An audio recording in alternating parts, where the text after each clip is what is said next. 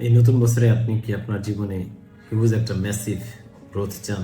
তাহলে আপনার প্রয়োজন স্মার্ট একটা গোল সেট করা। আসসালামু আলাইকুম, হ্যাপি নিউ ইয়ার। আমাদের মাঝে নতুন বছর চলে এসেছে। এই বছরে আমরা 12টি মাস 365 দিন পাবো এবং প্রত্যেকটি দিনে 24 ঘন্টা করে হলে 8,760 ঘন্টা হয়।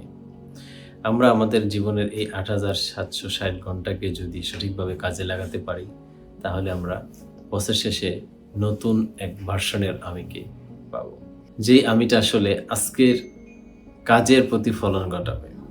এবং আমরা জানি যে রিসার্চ বলছে এই 8 বিলিয়ন মানুষের মধ্যে ওয়ার্ল্ডের অনলি 3% মানুষ জানে তাদের কি গোল আছে, বাকি 97% মানুষ জানে না যে তাদের একটা গোল আছে। এর চেয়েও মজার ব্যাপার হচ্ছে সেই 3%-এর মধ্যে অনলি 8% মানুষ তাদের গোলকে অ্যাচিভ করতে পারে, বাকি 92% মানুষ তাদের গোল অ্যাচিভ করতে পারে না বা ফেল করে। কিন্তু কেন? এর কারণ হচ্ছে তারা সঠিক একটি গোল সেট করতে পারে না। আমরা আজকে দেখতে চাই খুব সহজে সিম্পল ভাবে কিভাবে একটি গোল সেট করা যায়। সবচেয়ে সহজ পদ্ধতি হচ্ছে kiss method, keep it smart and simple.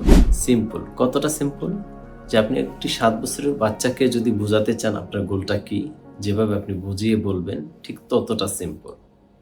Then smart মেথডটা, আমরা জানি ওয়ার্ল্ডে প্রায় 20 মতো পপুলার ফ্রেমওয়ার্ক রয়েছে গোল সেটিংয়ের, বাট সব গোল সেটিং ফ্রেমওয়ার্কগুলো তার সবার জন্য কাজ করবে না। ডেফিনেটলি স্টুডেন্টের জন্য যেটা কাজ করবে সেটা বিজনেসম্যানের জন্য করবে না, একজন এন্টারপ্রেনিউরের জন্য যে ফ্রেমওয়ার্কটা কাজ করবে সেটা একজন বিগ বিজনেস ম্যাগনেটের জন্য কাজ করবে না।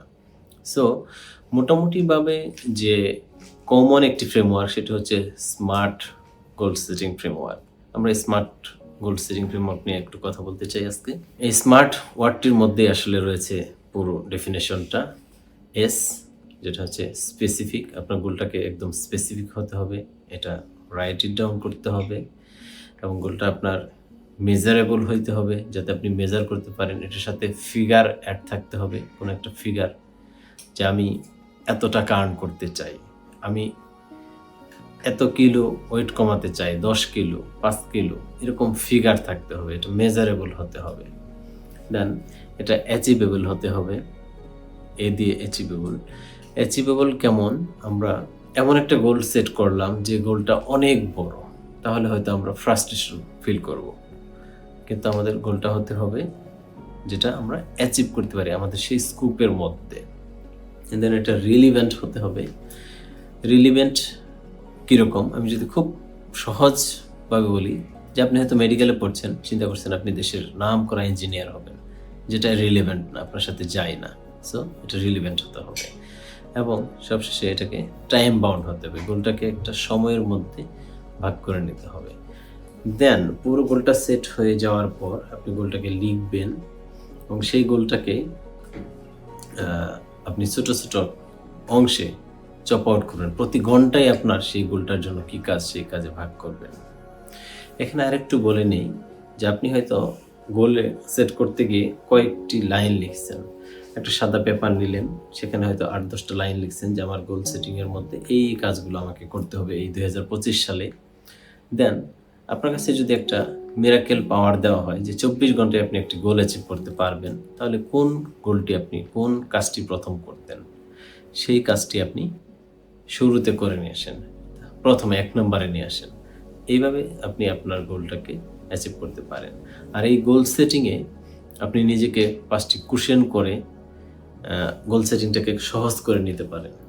যেমন যে আপনার এই গোলটা আপনি কতটা প্যাশনেট, আপনি কি এটা টাকা পয়সা যদি নাও ইনকাম হয় তবুও কি এই কাজটা করতে রাজি আছেন কিনা, এই কাজটা কি আপনি সবচেয়ে ভালোভাবে করতে পারেন কিনা, এটা আপনার নিজের জীবন এবং অন্যের জীবনে কোনো ভালো কিছু বয়ে নিয়ে আসবে কিনা, কল্যাণ হবে কিনা।